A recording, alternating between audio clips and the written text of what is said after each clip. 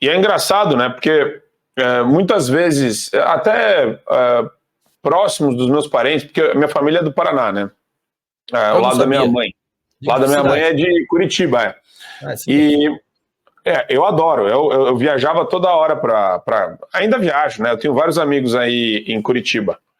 E é interessante porque os círculos sociais, né, alguns são mais estreitos, e muita gente falou, o Fachin, professor universitário, ele, veja bem, quando ele foi nomeado, ele não é tão radical que nem parece, não, ele não é essa pessoa tão ruim. E você vê uma tentativa das pessoas de quererem abrandar, porque o cara tá lá no Graciosa, Country Club, lá do... Né, então, para não ficar chato, então não, pega... E não precisa, quer dizer, você pode achar o cara um fanático, porque ele é um radical, um apoiador do MST, que é um movimento terrorista, sabe? Não tem problema a gente reconhecer e identificar isso, porque é esse constrangimento social que deveria ser realizado para que a pessoa, né, saiba que a gente pensa exatamente isso dela, sem, óbvio, agressão física nem nada, mas é o constrangimento de você falar, cara, você é um apoiador de terrorista, e você está no Supremo Tribunal Federal. É a banalização do mal, né?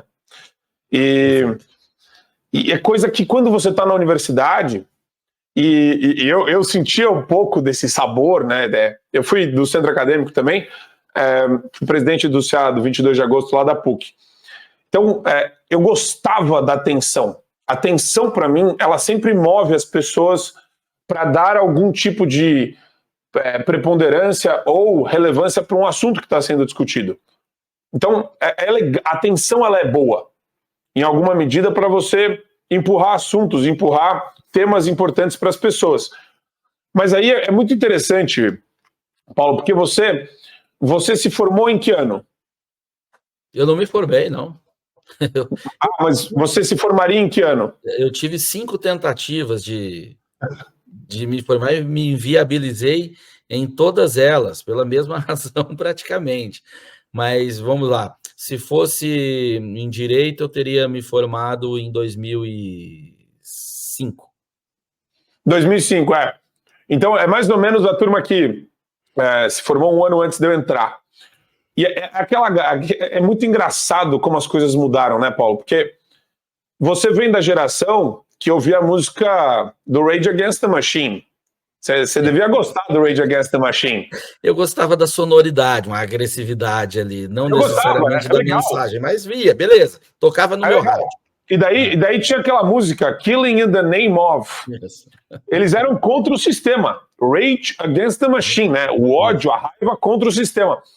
E daí você escuta a letra dessa música e depois você passa por uma pandemia e vê todos os membros da banda apoiando o sistema para você agir que nem um cordeirinho, que nem um carneirinho. Você fala, cara, o que aconteceu com o mundo nesses últimos 10, 15 anos?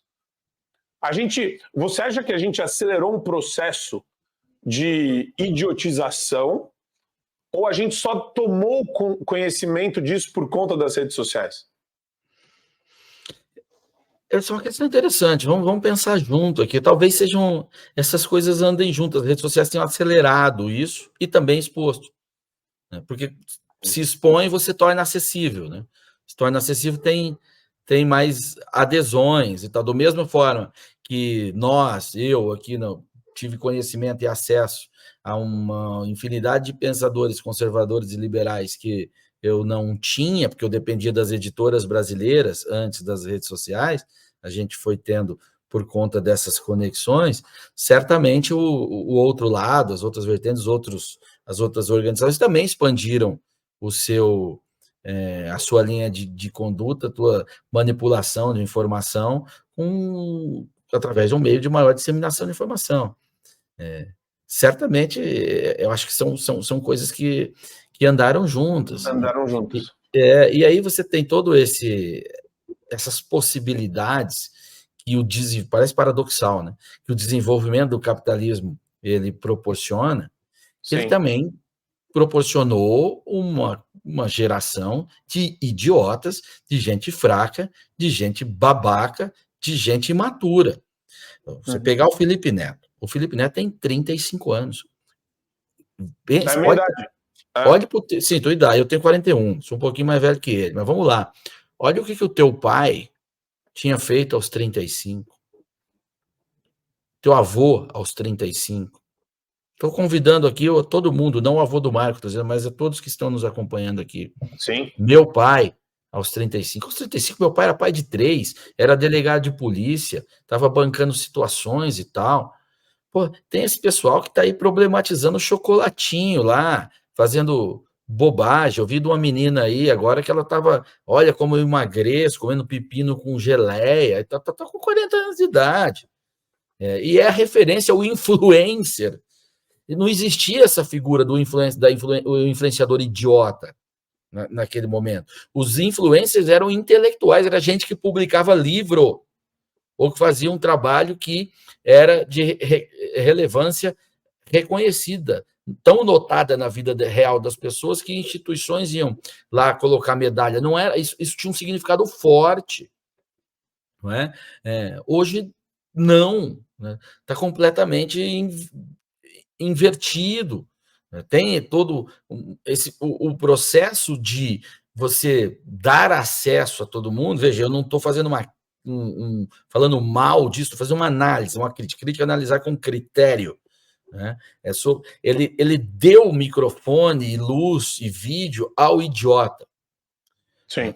No momento anterior, o idiota não passava, numa sociedade saudável, ele não passava por filtros de organizações que existiam. Depois, claro, as organizações também foram utilizadas de outra maneira para criar um novo sistema de poder, muito com esse trabalho da esquerda e tal. Né? Então, tudo isso nos fez furar essa bolha dessas instituições tomadas, nos deram isso, mas também deram voz a uma série de outros idiotas que acabam servindo ao sistema, porque são agentes da idiotização. Né? Nós temos uma molecada que passa o dia criando coreografia para o TikTok. Mas será que tem um lado, talvez, mais... Esse é o lado da constatação, né? Então, isso daí é indubitável, a gente constatou isso. Talvez o lado positivo disso seja que talvez o processo de furar bolhas seja mais fácil também, seja também catalisado por esse fenômeno. E o lado positivo é, uma vez furada a bolha, não existe retrocesso. Porque a pessoa, quando você entende como funciona esse plexo de valores, né, esse conjunto, esse agrupamento de valores conservadores, e você vê que o conservador, no fundo, ele não quer encher o saco de ninguém, mas ele não quer que o Estado enche o saco dele, ele só quer ter a vida dele em paz, da maneira mais livre possível. Quando fura a bolha, dificilmente você vê as pessoas saindo da direita e caindo no socialismo, porque o socialismo é autoritário e ele apela para esse sentimento autoritário que muita gente tem. Então, acho que você concorda que talvez tenha um lado talvez positivo se a gente conseguir vencer a guerra contra a censura e contra o monopólio também das redes sociais e claro. dos censores. É positivo, sim. Apesar do meu tom e dos elementos que eu trouxe, não é negativo, né? É que a exposição do idiota com luz, câmera e dancinha, ele mexe com a gente. É chocante, é chocante. É chocante, né? Mas não, eu prefiro esse sistema, eu prefiro que ele fique exposto e que ele também tenha acesso a outras coisas, que um dia ele possa sair dessa. Eu prefiro isso, obviamente. No Muro de Berlim, as pessoas só fugiam para um lado. Né? No Muro das Informações também. É a mesma coisa.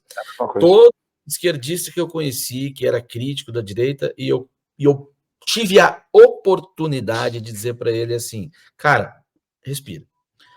Esse autor que você já leu? Não. Você leia, me deixa, leia, só leia. Só leia. Depois você me fale. Que eles criticam sem ler. Quando o cara passou a ler, o cara virou de lado. E foram vários casos aí no meu entorno. Na época que a coisa era mais tolerante um tanto, eu frequentava as rodas de debates da esquerda, de amigos que faziam curso na UFPR, essas coisas todas, e os que tiveram honestidade intelectual de ir conhecer, eles mudaram, né? Os outros não, preferiram manter-se na turma do pertencimento, e vai, mas é a opção dos caras, né? Segue o baile. Então, veja, se essa realidade de dar voz e microfone a todo mundo, ela não acontecesse, nós não estaríamos aqui tendo esse papo. Sim. Então, é muito positivo isso.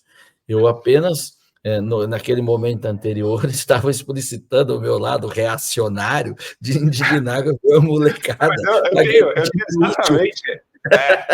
fazendo dancinha. A mesma postura que você me dá nojo, assim, o jeito que as pessoas, elas estão... nossa, é uma coisa degradada, é uma coisa degradante. Você olha e fala, não é possível isso. Animalesca, a infantilização de adultos, né? É o que a gente está vendo hoje. E assim, é isso que isso está explicitando, né? E eu estou pegando a explicitação para ilustrar a minha lamentação e constatação, que é a decadência do papel das pessoas na sociedade, ou da elite na sociedade, ou do garoto que quer ser um modelo, exercer a responsabilidade de elite, de exemplo, de conduzir. Quando eu falo de elite, não é ter dinheiro. Gente, elite não é ter dinheiro, tá? Dinheiro, qualquer um que balança a bunda no OnlyFans ganha. Sim. Elite é você ter responsabilidade sobre o seu grupo social e tentar mostrar para o teu grupo social e construir junto ao teu grupo social o melhor caminho para a preservação do mesmo nos melhores termos. Isso é ser elite. E no Brasil, um dos nossos principais problemas, na minha visão, é a ausência de uma elite de fato. Nós temos um monte de gente que ganha dinheiro, não temos aqueles que querem exercer o seu papel, né, de elite. Inclusive, um dos grandes problemas da direita é a ausência de financiadores. O pessoal da direita não financia. Eu fiz uma entrevista com o Ricardo Salles na quinta-feira e eu bati exatamente nesse ponto. Eu falei, olha, eu tenho uma empresa de comunicação hoje e a gente vive dos assinantes e graças a Deus que tem os assinantes, mas a gente queria, e eu acho importante que a aristocracia se mexa. Falei, que aristocracia medíocre que a gente tem hoje de direita no Brasil, nem tem, na verdade, porque é uma coisa muito louca, e eu gosto de usar o exemplo do agro. Cara, galera do agro dá milhões de reais para institutos intermediários representarem os interesses deles no Congresso para conseguir uma linha numa portaria ou num decreto ou numa lei para ter algum tipo de benefício no refis, para ter algum tipo de benefício de subsídio governamental. Agora, isso daí é interesse, ele está olhando para o umbigo dele. Aí, esses caras que seriam supostamente tudo direita, esses caras aí não colocam um centavo nos meios de comunicação da direita, nem para fortalecer. Só até tem um patrocínio lá na Revista Oeste, tinha que ser uma coisa muito maior, tinha que ter uma coisa gigantesca, tinha que ter um canal gigantesco em todas as capitais financiado pelo agro.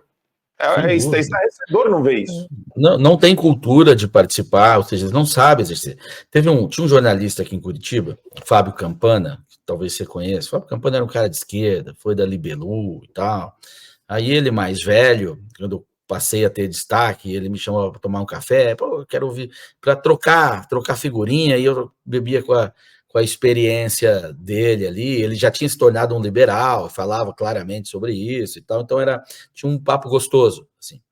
E aí eu um dia fazendo uma crítica à elite, não, porque a elite curitibana e tal, e o Fábio pega e me fala assim, com a voz branda, que ele tinha já velhinho, né, falou, Paulo, não esqueça esse negócio de elite, eles não são elite, são comerciantes que ganharam dinheiro, elite é outra coisa. E é a mesma coisa que essa turma do agro. São fazendeiros que ganharam dinheiro, com raras exceções, louvo as exceções, mas é isso. Teve reunião aí para arrecadar dinheiro para a campanha do Bolsonaro, que defendia a propriedade deles mais do que eles, né, que era contra o MST e tudo mais, que quem vai dar dinheiro? Aí um lá levantou, não, eu dou um boi, o outro eu dou um boi. É uma brincadeira, tá? Eles não sabem exercer esse papel. Tem um cara que soube exercer esse papel no Brasil, e tem que ser reconhecido, foi o Salim Matar. O Salim Matar financiou movimentos culturais e faz. Esse é sujeito homem, tá? Sujeito homem. E vai lá e põe o dinheiro dele mesmo, esperando a transformação lá na frente, nunca pediu um favor para ninguém que ele tenha ajudado. Né? Porque ele acredita que é o que deve ser feito. Agora, devia ter 1000 Salins. Não tem.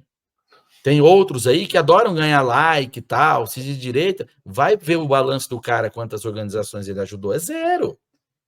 Então, eu adoro essa pauta, porque para você ter acesso ao conteúdo integral do Fio Diário, é fundamental que você assine agora a plataforma e aproveite as condições que a gente tem promocionais para você ter todos os acessos aos programas Adrilles sobre Tudo, Marco Antônio em Direita, Além do Ponto G, entrevistas com personalidades nacionais e internacionais, óbvio, Show da Manhã e várias outras atrações do Fio Diário.